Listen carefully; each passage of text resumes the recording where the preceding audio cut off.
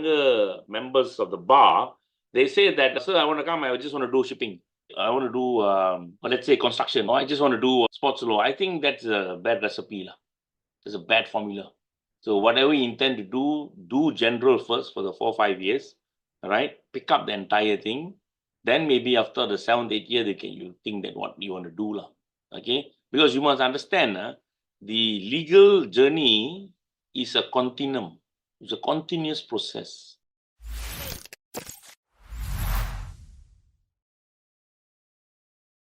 Hello and welcome. Today we are here with Datuk Dr.Baljit Singh, sir, whose title Datuk is being conferred by the ruler of the most deserving recipients who have contributed greatly to the nation or state of Malaya. Sir, you are most welcome and thank you for accepting our invitation to be on our Superlawyer talk. Sir has established Shukor Baljit and Partners in the year 1997 and has done his LLB from University of London, LLM from University of Malaya, and PhD from International Islamic University of Malaysia. Datuk Dr. Baljit Singh, sir, is the founder of Messrs. Shukor Baljit and Partners in Kuala Lumpur, Malaysia since July 1997. And as a managing partner, he has been serving the role well. He has a versatile profile in his practice of law, and his main passion and expertise lies in criminal litigation. He has appeared in court as lead counsel for a whole gamut of cases. His main areas of practice are anti-money laundering, blue and white collar crimes, criminal advisory work, corruption, drug offenses, environmental firearms, human trafficking, immigration, kidnapping, capital punishment offenses, security laws and preventive detentions, securities and money markets, statutory offense, and terrorism, to name a few. Thank you, sir, for accepting our invitation once again. We would like to move forward with the first and most important question about the bit of your journey from your early days in the law school to the beginning of a founding partner. What inspired you to pursue the career of law, sir? First of all, thank you for having me in this forum. I must say that amazing effort has been done. I was actually overwhelmed to see that such platform exists. So that's good. Now, coming back to your question is basically what drives me at the younger age is that my background is my father is a policeman. My grandfather, who came from India in the 1940s, was also a policeman. So, in fact, my entire journey from young until I left the university, I grew up in a police station. So I understand the do and don'ts. I understand the whole roll call. I understand every flag post, every corner, what happens, what doesn't happen. So I was ingrained from day one of my journey. In fact, in Malaysia, even I'm Punjabi, but my first language, because I used to stay in the police barracks, most of them are Malaysians. So my first language I spoke was Malay language. So Punjabi later on, of course, you pick it up with my parents. So that the influence in staying in the police barracks. In fact, when I finished my law, my father brought me a police application to join as the cadet assistant superintendent of police for graduates. At that time, they had a scheme for senior police officer. I said, enough for 2 generations. I am definitely going to do law. All right, I am definitely going to do law. So when you are at the age of 16, we have Form 4 here. So you divide between art stream and science stream. So I was given to science stream. So I studied in Penang. It's a Lasallian school. I still remember my principal, who's an Irish from Ireland, Brother Kashmir Hannon. So I was in the science stream. So I told him, brother, I need to switch to arts. He said, what? People want to go to science stream and you want to go to arts? I said, yeah, because I've decided what I want to do. I want to do law. So I just want to focus on the subjects I want to do. He said, no, you focus on science, they give you a bigger perspective and all that. Anyway, I was also adamant. So I took my dad. So I told my dad, whatever it is, I want to do these subjects. I was determined. I knew it. This is what I want. This was my path. I knew it. So that was my journey. So you, sir, in reality, you decided since your childhood that you want to become a lawyer. Yeah. That's something which is not easy for a 16-year-old to decide. But you... No, I decided before that. When I was 12, 13, I said to myself, this is what I want to do. Wow. So, sir, you have been involved in a lot of legal publications as well, and you have authored many, many articles. What actually drives your passion for legal writing, and how do you balance your time between practicing law and following your scholarly pursuits? I also don't know how I do it, but I do it. So sometimes wondering how I do it. But I think I take small steps. I take baby steps, and I just do it. Like my first book on criminal litigation process, that's about 700 pages. But the first book took me about almost 10 years. Of course, when you update, it doesn't take me long. I think when I update the book, it takes me about 6 to maybe 10 months. I can update it. But the first book took some time. So then you just progress, you just build on. And articles I pick up on my practice area, which I find interesting. Like recently I've written on affidavit evidence by way of quasi-criminal cases. What is the burden, what is the timeline and so on to be filing an affidavit? Do you bother about the timeline? Because I say it's quasi-criminal offenses. It's a criminal case. So as far as court the concern is the interest of justice are not to be procedurally governed. All right. So that article has just been published. So that's from my cases when I do. So I come up with this topic just to add some jurisprudence to the entire legal community. And then I've done one more on criminal investigation, the court's perspective, sometimes how it is done. Because sometimes when statements are given, the courts will say, oh, this is an afterthought. But then I have to point out to you, that's the first time that the accused has got opportunity to say something. When he gives a statement, it cannot be an afterthought. And what statement he given, the police must do investigation. The police must not just shrug it aside. They can't do that. So that's the reason I just take my cases, what I do, so that I just come out with an article. So that will interest readers and also will help in the legal journey for others when they have cases and so on. There's something to look at. Then I progress on to do my master's in University of Malaya. Then I also did a diploma in Sharia law in UIA. That was 18 months course. So that was on Saturday morning. So I say, why not just do it, PhD was torturous for me because it's a lonely journey, no friends, nothing. So actually, I got to thank COVID for helping me to complete PhD because I realized I came home, I got nothing else to do other than sit down and work on my PhD. In fact, my Viva was done by way of Zoom. My chapters also because towards the tail end. In fact, I completed almost 7 years, but because of the exemption of the COVID period, I was able to complete it. I completed my PhD. I think I got in a way it's a blessing of COVID because I've been forced to sit down and do my work. And then, of course, my family also supported me. My wife also did the editing and just checking everything, paragraphing all in order, give some advice, give some pointers because she has done a PhD earlier than me. So I had a tutor at home also to make sure that I'm on track. So that's what I did for COVID time because for months we were at home base, you see, almost a year or so. So that's where I say, okay, now let's complete this. And during COVID also, I started on my book. So I always keep myself moving. There's always something that I'm doing. And nowadays, I also start to get my younger lawyers to come in and to do articles with me so that I want them to also progress so that they work together with me as a co-author on the articles. So they also gain a track. And of course, for me, I'm basically more or less walking to sunset already. So the younger generation, you are the future. So whatever I can do, why not? Because whatever I have is all given by the Almighty God.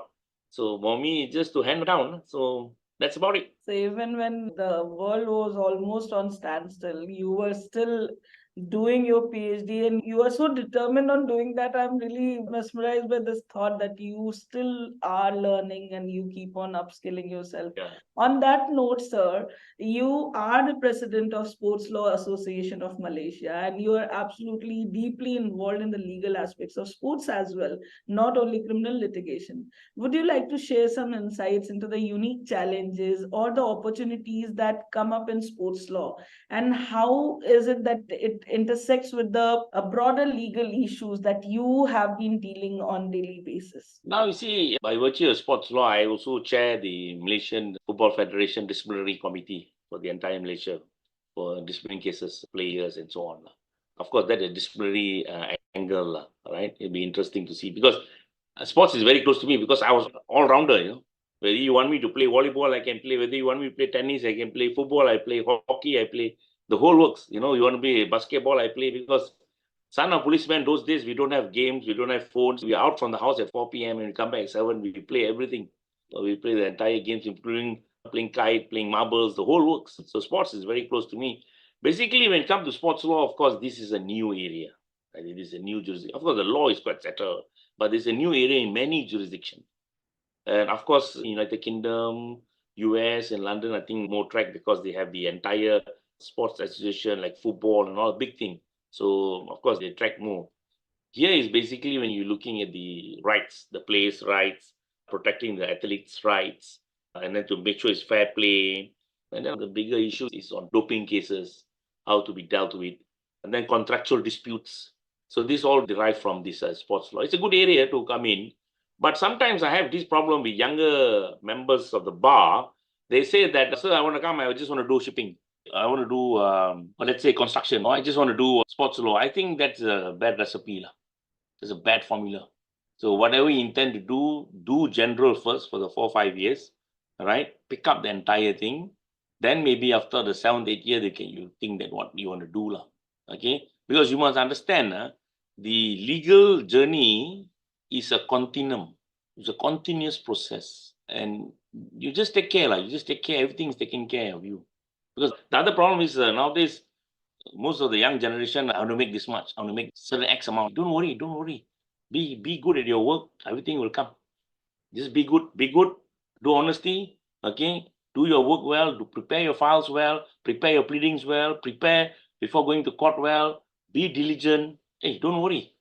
Things will be in your favor. But things will come. The younger generation, they can't wait. So I just say maybe do some breathing therapy, come down, relax, and then take baby steps and then just focus. And also, don't be too, of course, money everybody needs. We don't deny that. You need to pay bills, but take it easy. And the law profession definitely can put meal on your table. All right? There's no doubt about that. Doctors, lawyers, and all that. The meal can be on your table. You pay your basic rights, things, what you need, your needs can be done. But don't worry. Spend time developing your work, spend time doing quality work. So I build my career like a block, block by block, block by block. So even today is another block. It goes on like that. Okay. And of course, I always believe that if you can help anybody, help. All right. There's nothing, it doesn't cost you any money. Right. Where we can assist. All right. Because no man is an island. Okay. Sir rightly said that we need to have some patience and build our career for next 3, 4, 5 years, and then think about specializing or maybe finding a calling for yourself and carving a niche. So that being said, sir, you have been also appointed to the Royal Commission of Inquiry to review Malaysia's sovereignty over Pendra Branca, Middle Rock, and South Ledge is actually a remarkable achievement. What do you hope to contribute to this important inquiry, and what are your expectations from the kind of outcome you are expecting? Yeah, because I'm a member of the Royal Commission. I'm governed by secrecy. So I only can talk what is there in public domain. All right. So the public domain will be the judgment of the International Court of Justice in 2008, where I gave Pedra Banca to Singapore. Then there's another process that Malaysia filed for revision and interpretation, which Malaysia later withdrew the application ICJ. So, but basically, that is all in public domain. On our Royal Commission, I think is basically the due processes that took place, how the processes took place for future leaders, future generation to understand what's going on. It's a good decision for all students to read from International Court of Justice, particularly international law. When I started my career, I did everything. So whether you're doing a property transaction, whether you're doing a civil case, whether you're doing a criminal case, all I had to do is I just read up everything I can see the whole thing in the picture. So that's why, unless you're very certain, take one step at a time. I must inform the students. Remember, when I started, I was riding motorcycle. I ride motorcycle for 2 years. Of course, people don't look. People look now that what I have and what I do, but don't realize I was also living on my basic needs. I was son of a policeman, So my father was just a constable, corporal. So all this has to be careful with the budget. Then I used to give tuition to sustain myself. All this is a process. Be calm, relax, focus, take baby steps. And of course, also to mix with the right company. Mix with the wrong company, and then become problem. Because you want to be in the places where you want to be seen. Then you start spending more than what you earn. For me, I was just say, if you can, no alcohol until you are established. I would say no alcohol. I didn't take any alcohol until I was after 40. Because all this, you need to balance up. Okay, you need to balance out. Of course, you need to enjoy, you need to relax, okay. But all things you need to calibrate and balance it out. Okay?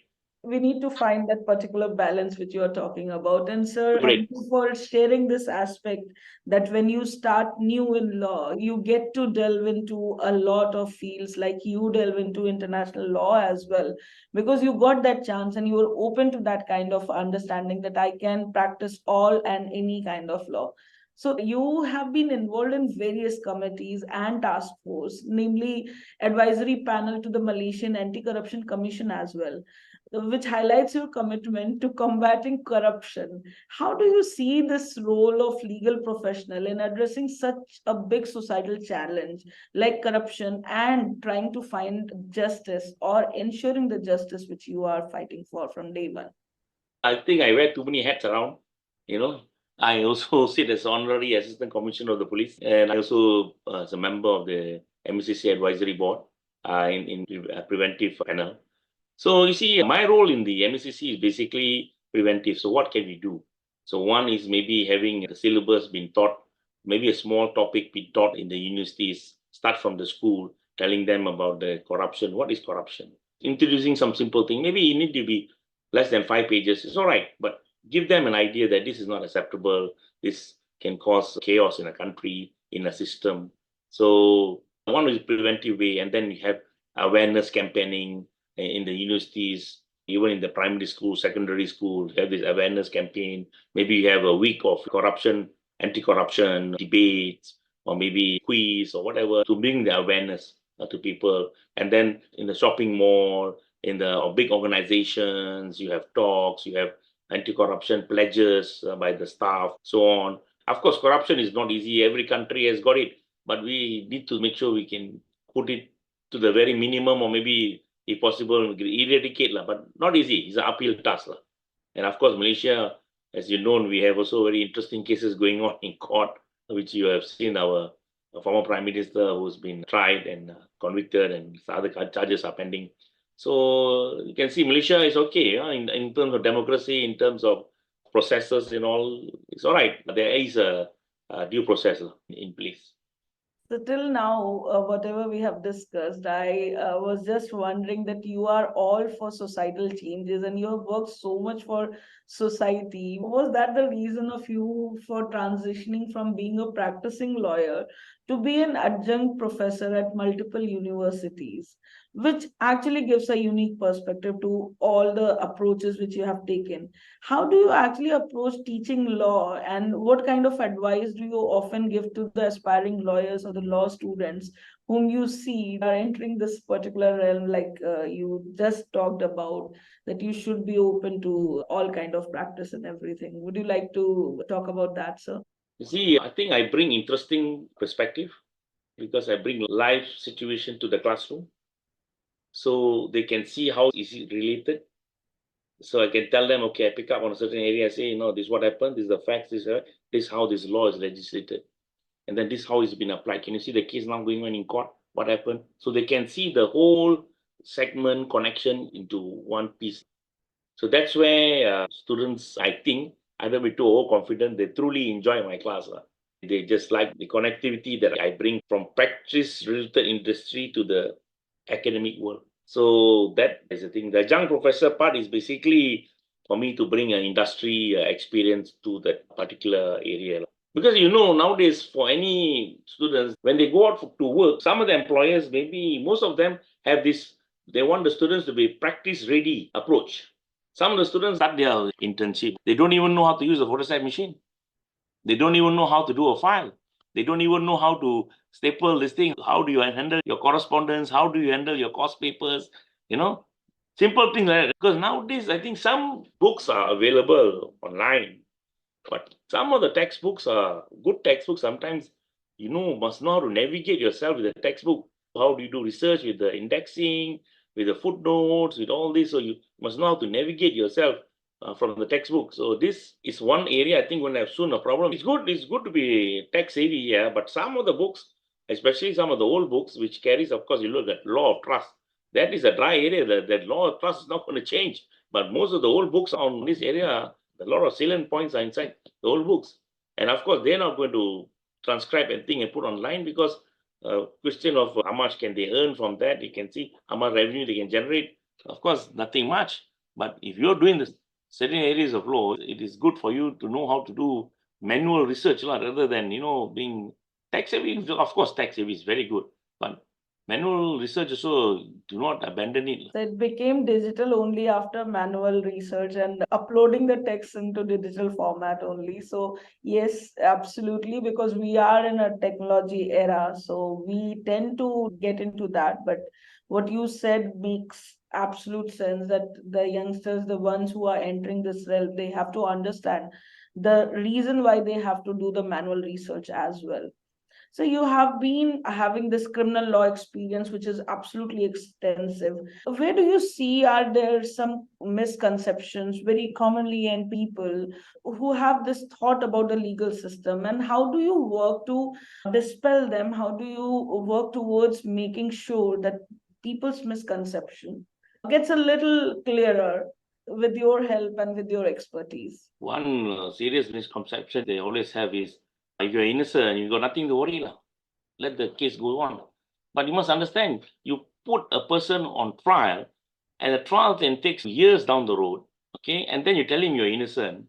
And, he lost the entire earning and so on. So this misconception by saying that, hey, if you're innocent, you got nothing to worry, that is not true per se. I think most of the investigation are not objectively. Then you put the person through this, right? And of course, another misconception is people will say, okay, if you sign a document, you're bound by it. Okay, in criminal case, so on. A lot of things you must see whether the person has authority to do so, whether it's done by duress, whether it's done by force, was he misled? So all these things, by way of talks, by way of interaction, this misconception must be dispelled.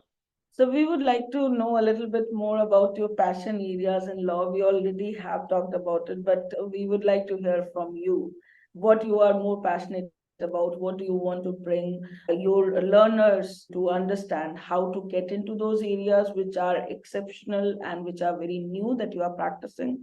Please let us know about that. Other than my practice, I would just say I must have balanced life. So if ever if I can do daily walks or simple daily gym, I do it, because that is to calibrate myself, to keep my body chemicals balance, and for me to think better. In fact, if I go for walks, I go alone, because there's so many things that I'm thinking about, and I get so many ideas when I go for my walks.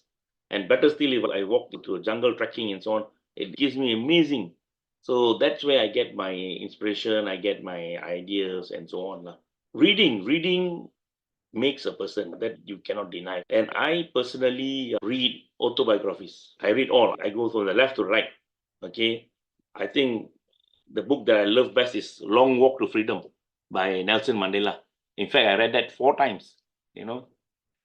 Simple, very simple written, and then how he was incarcerated to almost 3 decades, 27 years, 28 years, put there almost 3 decades, and how he's taken and how he's dealing and coming back into power and so on. So the process. So I read the book at least, I think, 3 to 4 times I've read it. I've also even read In Line of Fire by General Musharraf, Pakistani former Prime Minister. Anyway, all these books are available in India. So don't say that you cannot get it. India has got great biographies of judges and so on. You can pick up, and the most famous crimes and all that. They have a lot of these books. In fact, one of my favorite bookstores normally is in a Jain bookstore in a Connaught Place in Delhi. So that's one place where I sit from morning to evening looking at books. Sometimes I spend days just sitting down there, morning to evening. Vishal is the owner there, a good friend of mine. So he will be entertaining me with coffee and tea. So I sometimes sit 1-2 days from morning to evening, picking up the books, reading what I need to do, and I send it back. But nowadays, of course, some of it, I get it online. So there are other books also, even Gandhi. Of course, Gandhi, the entire book, how his journey, I read his book, at least I find interesting. I read twice. But I stumbled upon another book by Nathuram Godse into why he assassinated Gandhi. I found that book from Jain bookstore also. I'm not campaigning, I'm not selling, I'm not marketing for Jain. Don't get me wrong. So I'm just saying, I found the book from there. So I picked it up. I saw his train of thoughts. After committing that, after finding the shot, he stood there, he didn't run away. All right, he wanted to make a statement. And then, even in court, he refused to engage a lawyer. And he prepared his own pleadings and so on. And that book that I've got, I think I can't remember. Yeah, but it's written by himself. Yeah. All right. And the pleadings was done by him. So it's interesting, to see another perspective. And then, of course, you have Dalai Lama, then you have Bill Clinton, and then the former presidents of United States. You have Lee Kuan Yew, even in Malaysia, Tun Mahathir. You have a lot of these books to see their thinking process, how they look at things and their journeys. So when I go for holidays, I normally have two books. One is autobiography, one is doing revision, maybe on criminal procedure, on criminal law, on evidence, or civil procedure. I just take to revise, just to catch up and just to keep the momentum. I think the students must just not stick to the law books per se, but these books also give you dynamics, help you to build. And then, of course, there are some good movies also. You can look to articulate your advocacy skills and all that. Of course, movies, the movie world, actual practice is different. But there are some good movies, some good legal movies, just to see the advocacy skill. But of course, practice is far away from the movie world. But just, if you're looking at that, I think Bollywood is really run away, far away from the actual practice, except for the court surroundings. So that's how you need to balance between yourself. And sometimes you must know when you're a bit stuck particular corner, these are things to be done, calm down and all that. And also sleep is very important. So do not compromise on your sleep. Do not study last minute. Then when you study last minute, what happens? Then you get everything cramped up, then you get upset and you'll be throwing tantrums. And also take care of yourself by doing your daily exercises. I'm not asking you to run marathon or go for triathlon or go to Ironman. No, simple exercise, 45 minutes walking, stretching, and then take vitamins. I think the vitamins that you really need is B complex because mental fatigue, because you read and you get tired. You must be able to rest your eyes and all these are small things. If I presume that you're doing your reading and not socializing or gallivanting around town. So anything else, if I can assist. And for the younger generations, look at if you're looking at new area, look at the cyber laws because a lot of scams going on. So all these are also going to be new areas to look at because the laws on this data protection and the criminal aspects. So all these are the new areas that you maybe have to look at. Wow, sir. Thank you so much for bringing the bookshop. That is one of my favorite spots as well. I usually go to CP for that space. They have such number of books. And thank you for bringing that particular perspective. Paper Chase is one of the books which comes to mind when you talk about legal aspects. But in autobiographies, you also have found legal aspects, which is something which cannot get away from a lawyer, a practicing one. So we are already towards the end of this interview, and I cannot not ask about how you manage your personal and professional lives and how did you find that balance, because that is something, like you said, you need to take a walk, you need to have some exercise, some reading, light reading, as well as obviously legal reading. So how have you found that balance in your life? I plan my day ahead one day before, and maybe sometime 2 days before and 3 days before. So when I get up in the morning, I know the 8 to 9 here, 9 to 10 here, 10 to 11 here, 11 to 12 here, 1 to 2 here, 3 to 4 here. It's like that. I always have things to be done. So I've got certain things, like Saturday afternoon is my afternoon nap, Sunday afternoon is my afternoon nap. So other days, of course, I don't do it because you're working, right? Or sometimes I just take a quick nap in the office, 10, 15 minutes to calibrate myself. So what I'm saying is I have scheduled myself according like that. I've planned it out myself.